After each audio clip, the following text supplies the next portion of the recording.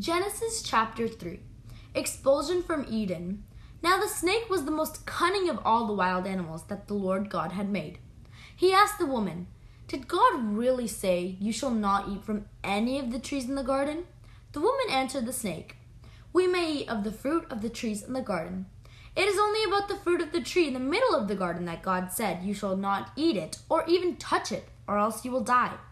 But the snake said to the woman, "You certainly will not die. God knows well that when you eat of it, your eyes will be opened and you will be like gods who know good and evil."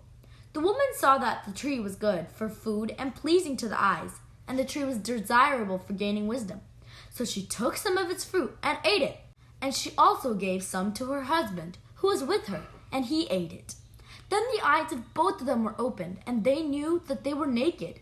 So they sewed fig leaves together and made loincloths for themselves. When they heard the sound of the Lord God walking about in the garden at the breezy time of the day, the man and his wife hid themselves from the Lord God among the trees of the garden. The Lord God then called to the man and asked him, "Where are you?"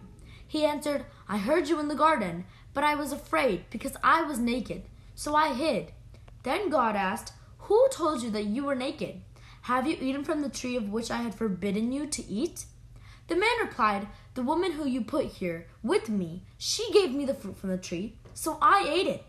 The Lord God then asked the woman, "What is this that you have done?" The woman answered, "The snake tricked me, so I ate it."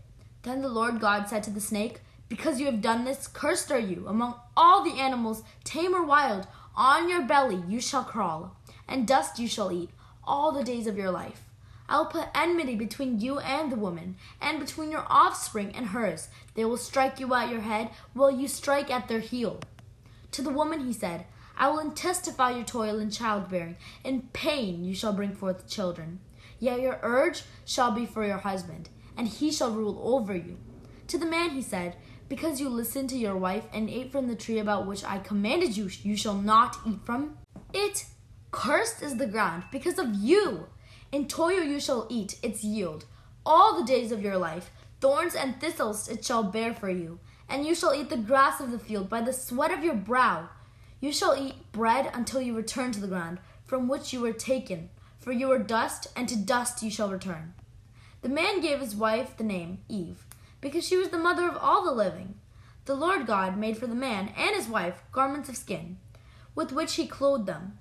Then the Lord God said, "See, the man has become like one of us, knowing good and evil.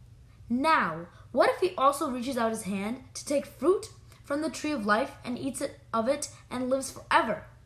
The Lord God therefore banished him from the Garden of Eden to till the ground from which he had been taken.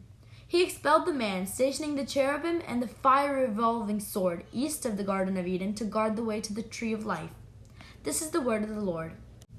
Genesis chapter 3.